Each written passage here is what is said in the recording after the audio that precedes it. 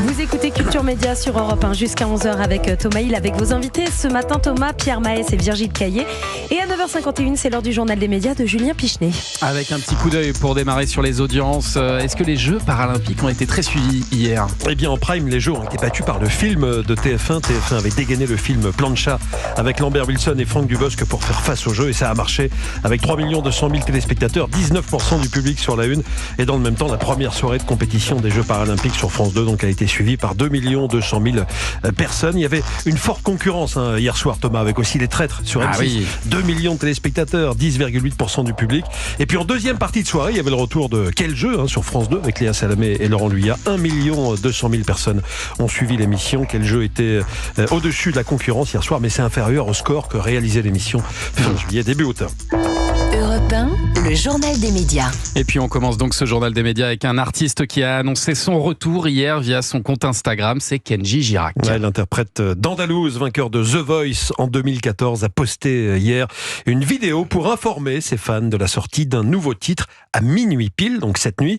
Les paroles sont signées Vianney et la chanson s'intitule Si seulement. Si seulement j'avais su te le dire sans avoir à l'écrire sur ma peau.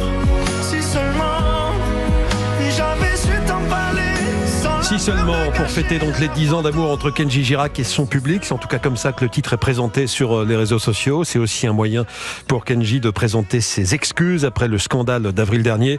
Dans la chanson, il dit, je le cite, « Pardon si j'ai préféré me détruire, quitte à risquer d'abîmer mon empire ». On se souvient qu'au mois d'avril, le chanteur de 28 ans avait été hospitalisé après s'être gravement blessé par balle au thorax. Depuis, Kenji Girac n'avait plus trop fait parler de lui jusqu'à hier.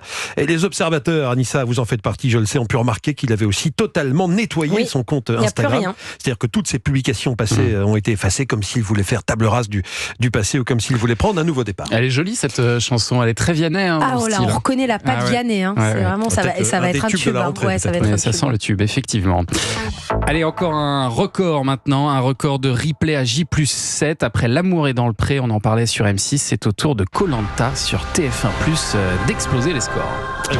La première soirée de Koh-Lanta, la tribu maudite, a été rattrapée par plus d'1 million de personnes cette semaine. Alors si on ajoute cette audience au nombre de téléspectateurs présents pendant le direct mardi dernier, mardi 20 août, eh bien le jeu d'aventure a réuni au total 4,5 millions de curieux.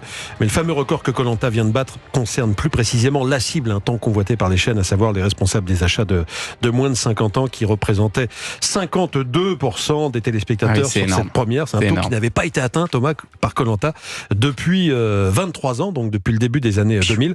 Le replay va continuer à gagner du terrain cette saison, c'est sûr. Est-ce que bientôt les programmes seront plus regardés en replay qu'en direct ? On en est sans doute encore un petit peu loin, selon Julien Magne, producteur de Koh-Lanta et directeur général d'ALP. Ça fait partie désormais des nouveaux modes de consommation des programmes de télé, mais le direct, pour un événement comme le retour de Koh-Lanta et chaque épisode de Koh-Lanta, ça reste un rendez-vous important pour suivre l'aventure et les aventures de nos aventuriers au plus près et le plus tôt possible, c'est-à-dire au moment où c'est diffusé en direct. Ouais, d'après Julien Magne, c'est un succès qui est aussi dû à la manière dont Koh-Lanta se renouvelle. Il y a deux nouveautés cette année, la présence de la tribu maudite, où les candidats éliminés peuvent tenter de réintégrer le jeu. Il y a aussi la présence de deux anciens héros emblématiques de Koh-Lanta, Hugo et Frédéric, mais c'est vrai que le replay gagne du terrain de mois en mois et on le constate chaque jour dans le journal des médias. Thomas. Et puis dans le cas de Koh-Lanta, c'est aussi parce qu'avant c'était programmé le vendredi soir, il y a des gens qui tiennent à leur rendez-vous du vendredi soir, et donc ils vont se faire le replay le vendredi plutôt que le mardi. Et puis une nomination maintenant, c'est le journaliste de TF1 Guillaume Debré qui devient le nouveau directeur général de la chaîne d'info LCI. Oui, dès lundi prochain, lundi 2 septembre, Guillaume Debré, 50 ans, fils de l'ancien ministre de l'Intérieur et ancien président de l'Assemblée nationale Jean-Louis Debré, va remplacer Fabien Namias, ce dernier qui occupe désormais le poste de directeur général de BFM TV à la place de Marc-Olivier Fogiel. Guillaume Debré sera rattaché au directeur général adjoint de l'information du groupe TF1, Thierry Thuillier. Dans un communiqué, TF1 prévient que Guillaume Debré, ancien journaliste sur CNN et ancien correspondant à Washington, devra, je cite, poursuivre le développement de la chaîne d'information continue du groupe TF1 en affirmant son positionnement premium. Il devra aussi dynamiser la grille, conquérir de nouveaux publics. Alors est-ce que ça signifie qu'il y aura du changement dans la grille ? Réponse dans quelques jours ou dans quelques semaines. Et puis on reste sur les chaînes info. On dit parfois que ces chaînes peuvent se ressembler dans les sujets abordés, mais alors sur la forme aussi, la ressemblance, elle est parfois frappante. Écoutez ça, hier sur BFM TV, la nouvelle émission Tout le monde veut savoir, présentée par le journaliste Benjamin Duhamel, a changé de générique seulement quelques jours après son lancement. BFM TV, Tout le monde veut savoir. Benjamin Duhamel. Bon, jusque-là, pas de problème, tout le monde a le droit de changer de générique. Bien Mais sûr. maintenant, écoutez celui d'une tranche info d'LCI présentée par Amélie Carrouer.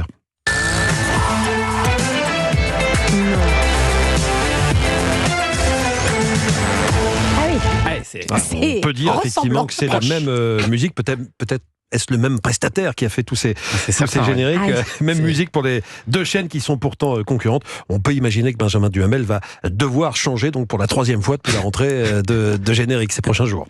Et puis on termine avec cette info, l'ancien footballeur et entraîneur Pascal Duprat, ça va vous intéresser, messieurs, arrive bientôt sur France 3 Paris-Île-de-France pour voler au secours de la pire équipe de France. Ouais, ça s'appelle Les Héros du Gazon, c'est le titre de cette émission qui nous montrera les coulisses des entraînements, le quotidien de ces joueurs amateurs de cette équipe qui évolue en CDM, un championnat du dimanche matin. Il s'agit de l'équipe de l'association sportive de Fontenay-le-Vicomte en Essonne.